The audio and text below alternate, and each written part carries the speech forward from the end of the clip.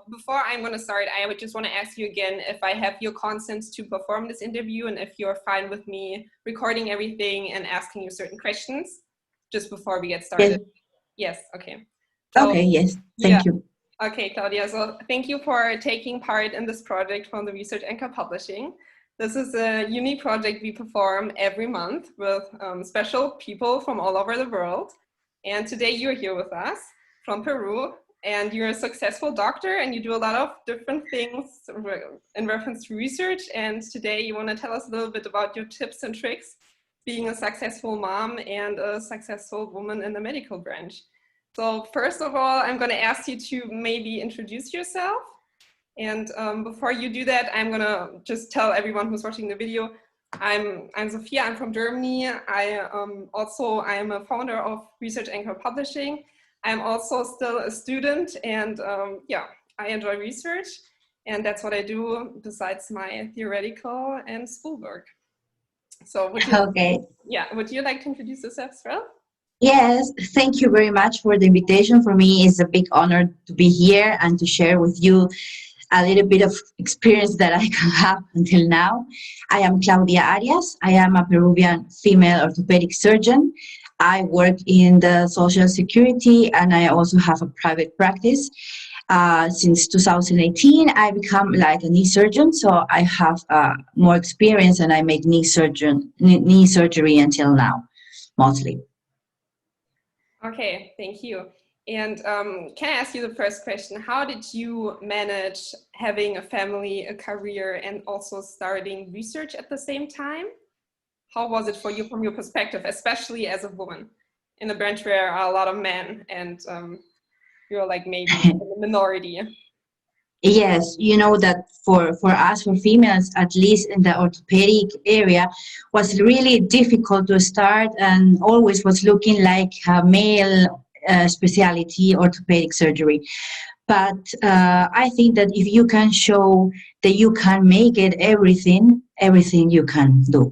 So for me, just to have a family, I think that the most important thing is communication, to have a good balance, and confidence, because my partner, my husband, he really believes in what I do. We talk and we have the same goals, and he knows that my goals probably in the professional area and academic area are research to make surgeries, and he shared that same. So when he and we can talk about this together and we share our goals, I think that everything will be easy. And also you need to have a balance, because my research life starts until 10 p.m. when my girl is sleeping, so I can start to start to read, to prepare papers, just to correct some things, because before I am a mom. And normally in weekends, I try not to make too much things in the morning or in the afternoon, just to share with her. And sometimes it's really funny because she look at me all the time in the computer, and she's saying, you're making research, you making a paper, you talk about me. So she totally understand what I do, and she understand that I love this. So when everybody have the same feel that you enjoy what are you doing, I think they also help you. She knows that sometimes I have to run making some papers or a presentation, and she just sit to me and check it, how I practice talking, how I'm making another things, and she totally enjoy the same things. Now she can talk about me sometimes better than the rest of the other kids. and my husband also, he enjoy what I do. He totally proud of everything that I can make. So sometimes when I'm not here at home, he enjoyed the time with my daughter, and he accept, I think, totally happy if I have to be in the night working, if I have to make a presentation, and he's the one who take me photos and feel totally proud. So I think that the most important is to have a good balance and a good communication. If I don't say what I want, probably he will not understand and say, okay, you prefer your things. But no, I prefer both in different ways, because both ways let me grow like a professional, like in my personal way. So I think that the most important things are these both. Okay, you mentioned some very important points here, the support system, the balance, and also the interest in something. So that means it's not only your job, it's also something you really enjoy doing in your free time, which is also very important to be successful. And not only the communication that you mentioned, but the support system in it itself. So you said your husband is very supportive of it. So also as a woman or even as a man, maybe a partner is a very important thing when you want to be successful and also have a happy private life. So the share in interest maybe also. Okay. Yes, and not only the support of your partner and your daughter, it's all your family. Normally, I'm the one who is not present in the birthday parties of my family. I'm not in some family meetings because I'm working or I'm making something else. But they totally support and they feel proud about this. So if they understand what you really like, probably this will not become like a problem. No, it's just to accept and to enjoy also the development of the other one. You also mentioned something interesting. You said that you start working for research at nighttime or sometimes on the weekend. Do you have special strategies for time management, or do you just say, okay, it's an evening, I'm just going to start working right now? How do you manage your time management, basically? Do you have any concepts or strategies for that? Or do you just do it whenever you have the time to do it?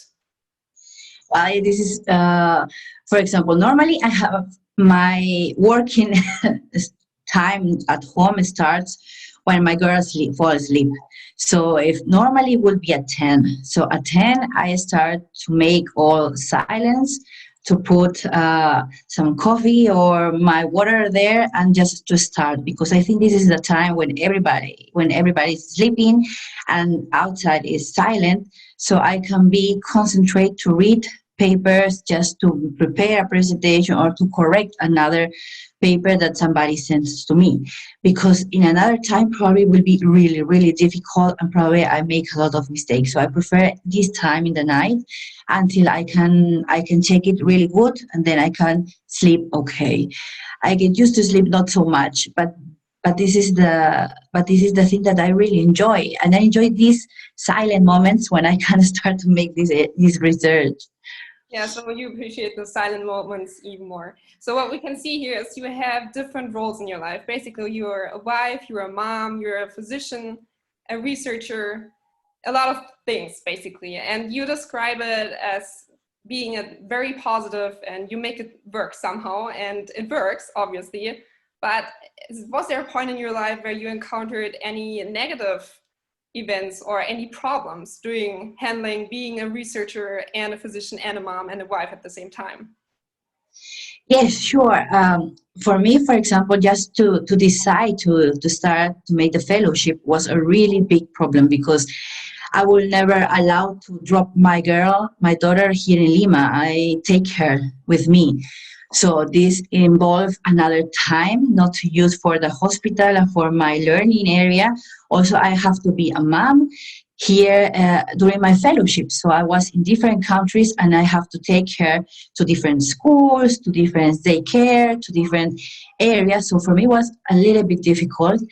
But I think that also will be important, the people and the support that you have. Always, I think, is the same, because in each country that I was there, even for example in Hamburg, my girl was really happy at school. I was feeling confident. I was feeling happy in at the hospital. So I was not feeling like there is a problem. Okay, here at least in Lima, was really difficult to start like to make research, because for example when I started to have the first to know exactly how this works, I was feeling this is amazing, this is a new world, and this is how the people can know you. And I was starting at my hospital. When I come back, and probably they say, okay, what is this, what are you doing, why you lose time checking papers, writing, and this is losing time, you prefer to have this time to make surgeries. But it's difficult just to make them to understand that this part of research is part of your professional career, is part of your development. And if you don't make this academic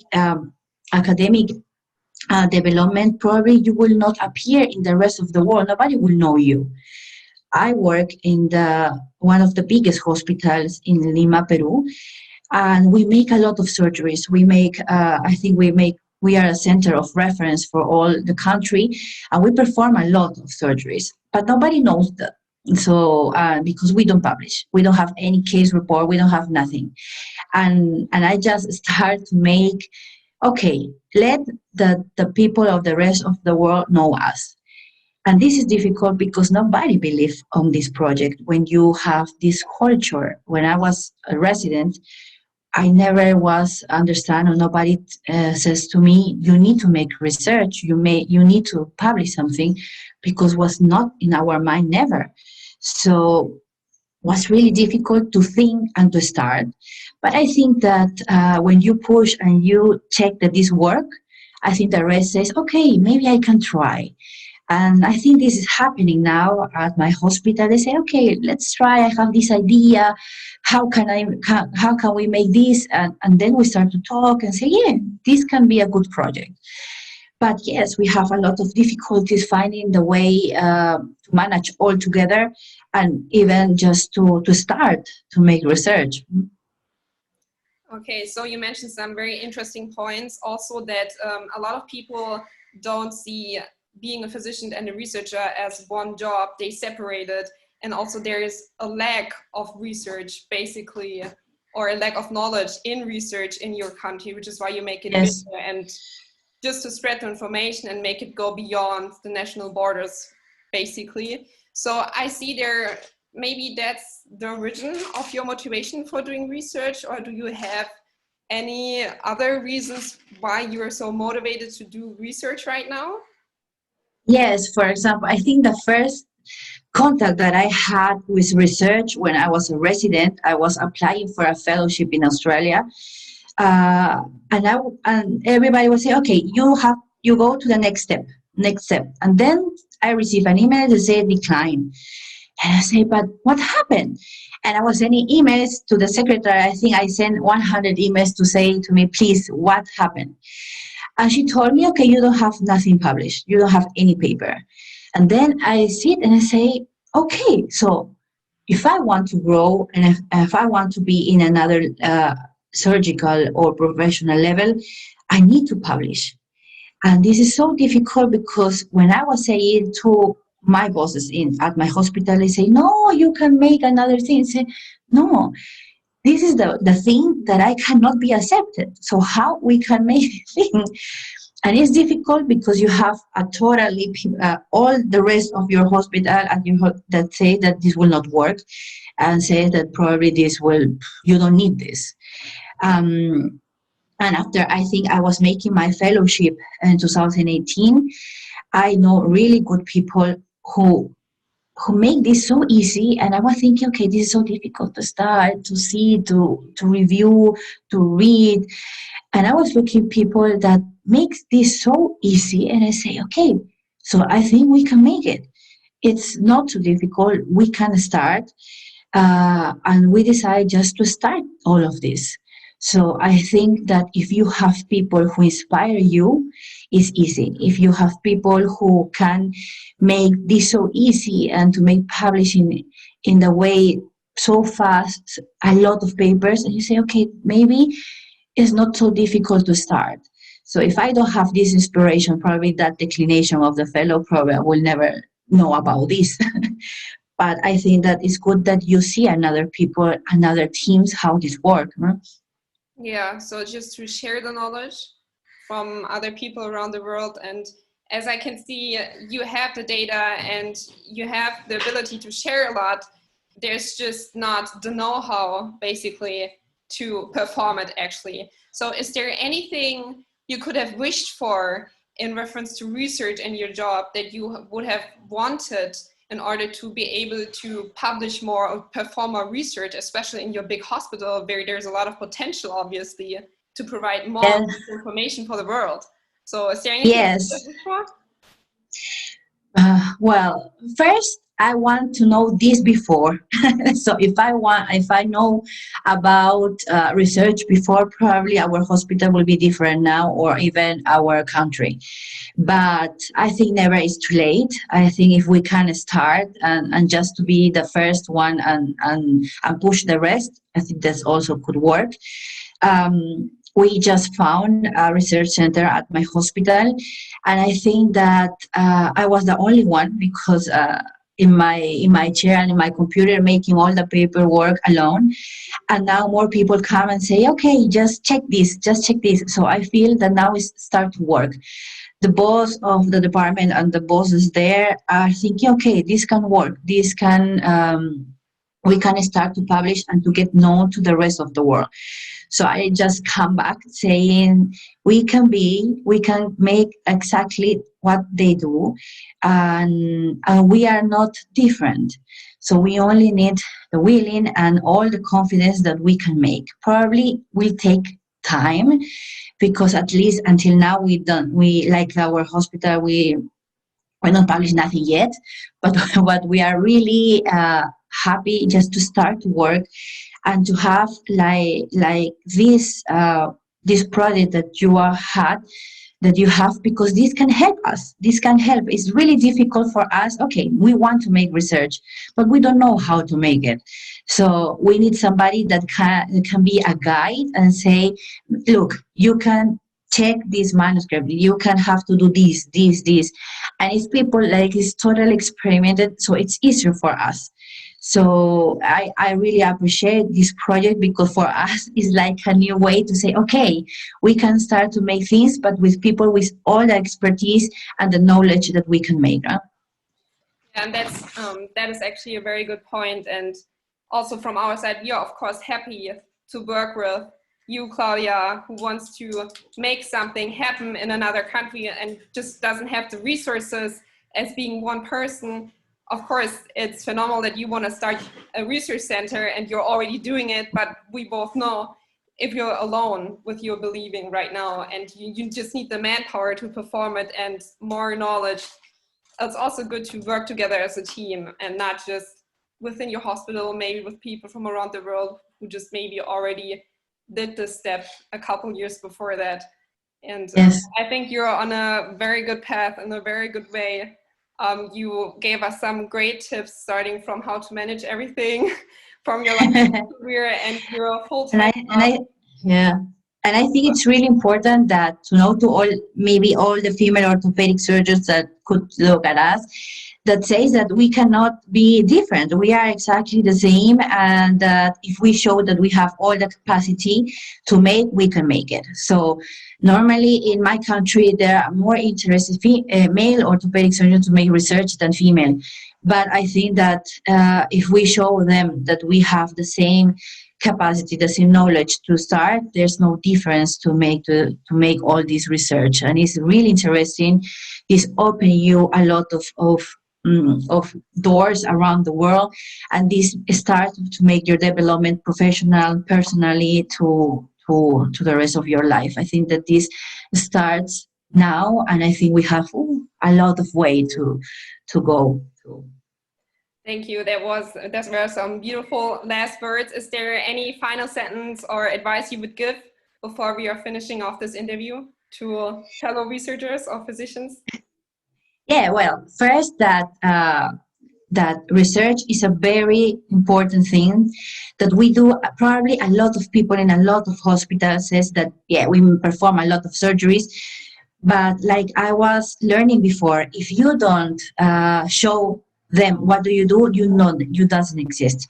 So it's important that you have to show them what are you doing, and this is about research to perform exactly. Or everybody have a small scientist inside. When you say, yeah, I can change this technique, I can make this different. So this is the scientist method. So we, every like a surgeon, we have this. The only thing is just to put in a paper, and there are teams, there are groups like you have that can support and make this real. So I think that if you start, it's difficult, it's not impossible, but you need to have like a support at your hospital, at your doctors, and groups like you have now that can make this going through well. And for all the female doctors that also make this, is like if you have a good balance and a good communication, a good support at home, I think you can be whatever you want to be. There is no limit for us. Thank you. Thank you so much for this interview. And yeah, we're going to finish off right now. Thank you. Thank you very much to you.